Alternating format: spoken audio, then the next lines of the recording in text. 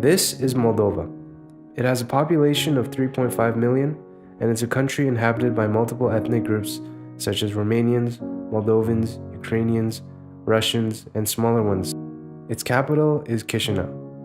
Once a part of the USSR, it achieved independence from the Soviet Union in 1991. The economy has not been very strong, and the average income sits between $250 to $400 per month.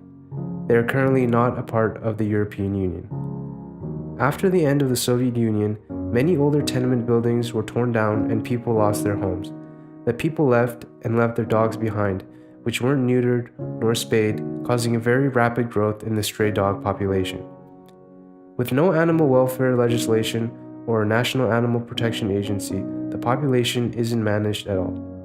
With people struggling to get by, animal welfare can sometimes be the last thing on their minds. In Chisinau, to control this dog overpopulation, the government has employed very cruel methods. Viewing the dogs as street garbage, the local sanitation service vehicles often capture strays with inappropriate equipment, sometimes causing severe or even lethal injuries. Stray dogs are taken to a place known as necropole, intended for the utilization of corpses and waste of agricultural animals. There, the dogs are beaten to death with sticks, shot, drowned, hanged, and stabbed. Their dead bodies sometimes then tossed into an acid bath. Many have called necropole a death factory or death kennel. Often the dogs are skinned, and the employees use their skin to make leather, which is sold. Around the facility, you can find remains of dogs with severed paws, dogs with no heads, and skinned dogs. They don't even allow volunteers to care for the captured dogs. Only owners of dogs can obtain permission to enter and look for their missing animal to see if they were accidentally caught. It's sad to say, but there seems to be little to no regard for the well-being of the animals. In some areas, officials even pay citizens to kill stray dogs. Even many of the people who own dogs seem to own them for the sake of protection and status rather than companionship.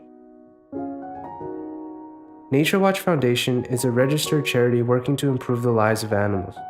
When they visited Chisinau in June 2012, they estimated the stray dog count to be around 5,000. They believe the stray dog population can be managed using a capture, neuter, and release program. But for this plan to be effective, they said it must be carried out in conjunction with the pet sterilization program and responsible pet ownership education. This is where Datcha comes in. In 2013, with financial help from a small group of animal lovers from Germany, an area of land around 30 kilometers outside Chisinau was bought and turned into a basic shelter.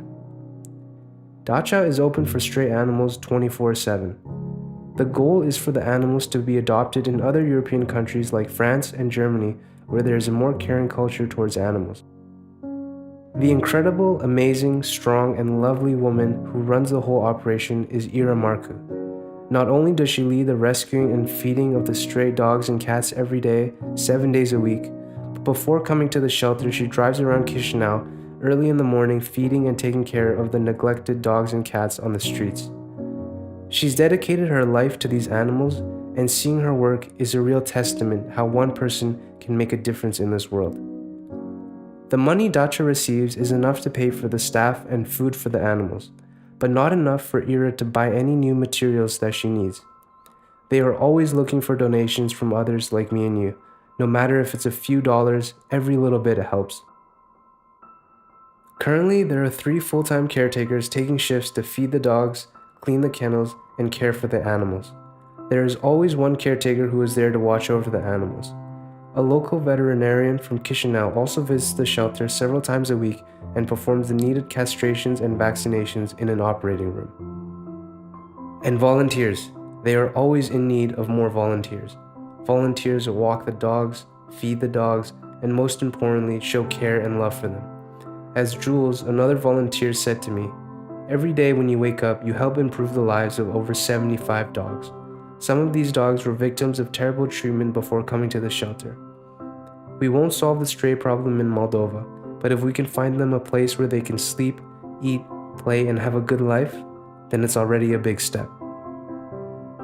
Honor, another volunteer, said, "The dogs need so much love and care, and we take it for granted this is just something we give our dogs and pets. These animals really just crave attention and are very well behaved.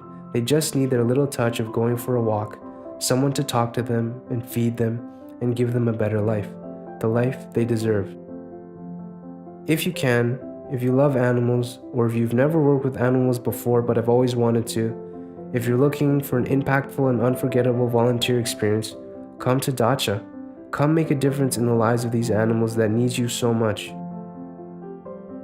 As Ira said, I'm really happy to see the volunteers at the shelter because they help the animals to forget about their stress and sufferings caused by the dog hunters. Because in our countries, the dogs are killed and poisoned.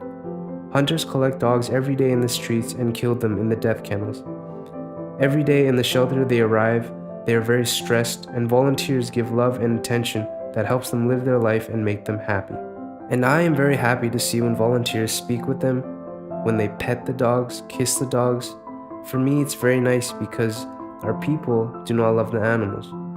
We don't have the rights to protect the animals. For them, a dog is not a member of family, it's just a thing.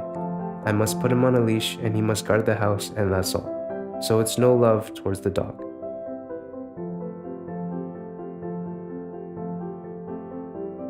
I volunteered in Datcha in 2018 for only a short while, but my time there changed my perspective towards animals forever. I hope that this video will inspire some of you to come and volunteer at Datcha, but more than that, I hope it instills in you an attitude of treating animals with love and respect, and spreading this attitude towards the people and community around you. Of course, there are other places like Moldova where animals are treated very cruelly, but if more and more people decide they won't stand by and accept it, a global culture of animal respect and welfare can be created.